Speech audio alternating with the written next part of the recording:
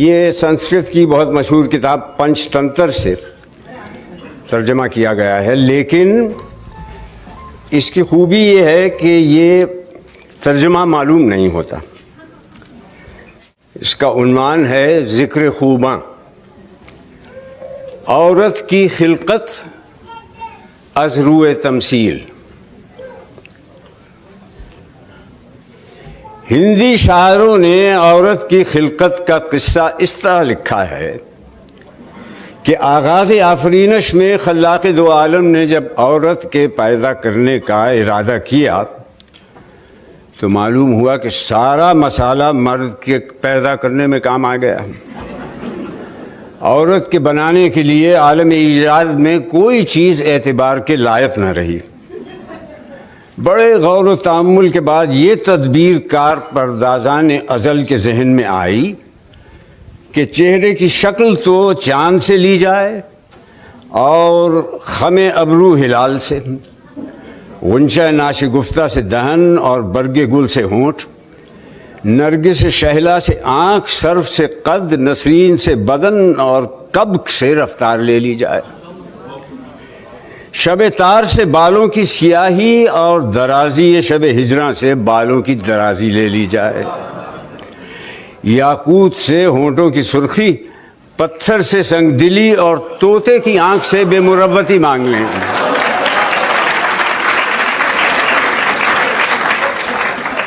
ماتھے کی چمک کندن سے اور دانتوں کی دمک موتیوں سے لے لیں۔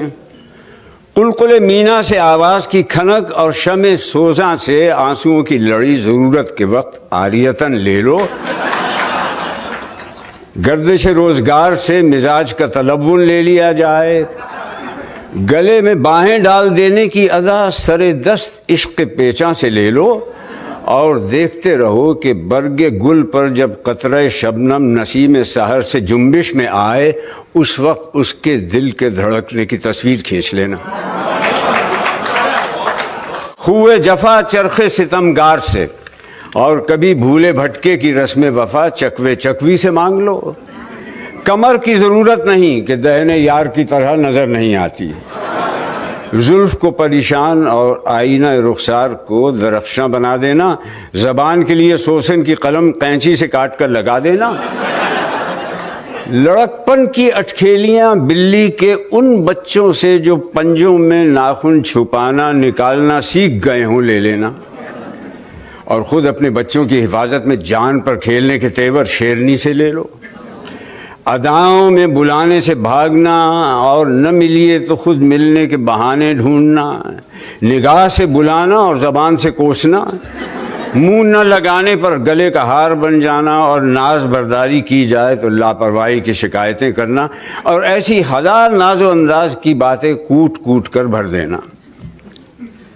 غرض ایسے ہی اجتماع ضدین سے عالم ایجاد کے نسخہ نویسوں نے یہ معجون مرکب یعنی عورت کو بنا کر مرد کے حوالے کر دیا۔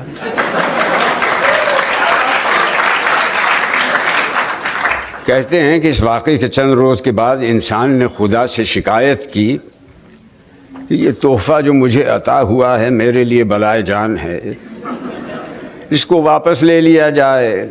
اس نے میری زندگی اجیرن کر دی، اس کی زبان خدنگ نظر سے زیادہ تیز ہے، یہ بلا کی طرح پیچھے پڑی رہتی ہے، مجھے کسی طرف نگاہ اٹھا کر دیکھنے نہیں دیتی، اس کے مارے مجھ سے کوئی کام نہیں ہوتا، بے سبب خفا رہتی ہے، اس سے پیچھا چھڑانا مشکل ہو گیا، میری اس کی نہیں بنتی۔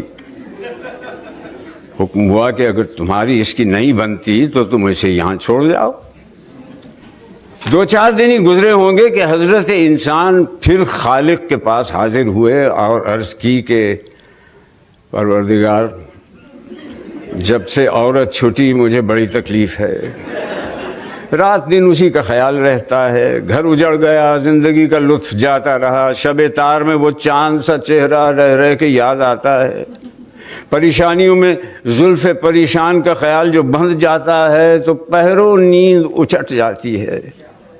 ارشاد ہوا کہ عورت کو تم ہی خود چھوڑ گئے تھے نا، تمہارا جی چاہے پھر لے جاؤ۔ کیا دیکھتے ہیں کہ دوسرے تیسرے دن حضرت انسان پھر خدا کے پاس ہی عرض لے کر پہنچے کہ بندہ درگاہ کچھ عرض نہیں کر سکتا. بور کے لڈو کا سا حال ہے کہ کھائے تو پچھتائے، نہ کھائے تو پچھتائے. لیکن میں نے بڑے غور سے دیکھا کہ عورت سے اس قدر آرام نہیں جس قدر کی تکلیف ہے. حضور اسے رکھ لیں. فرشتوں کو حکم ہوا کہ اس احمق کو نکال دو، اس سے کہہ دو کہ جس طرح مناسب جانے کرے. اس پر انسان نے کہا حضور اس کے ساتھ تمام عمر کاٹنی مشکل ہے. جواب ملا کہ اس کے بغیر بھی تمہیں جینا مشکل ہو گیا تھا. اس کے بعد فرشتوں کو حکم ہوا کہ اسے بخنے دو. کارخانہ عالم میں اور بہت ضروری کام ہیں، یہاں ایسی فرصت نہیں کہ کوئی بیکار کے جھگڑوں میں پڑے.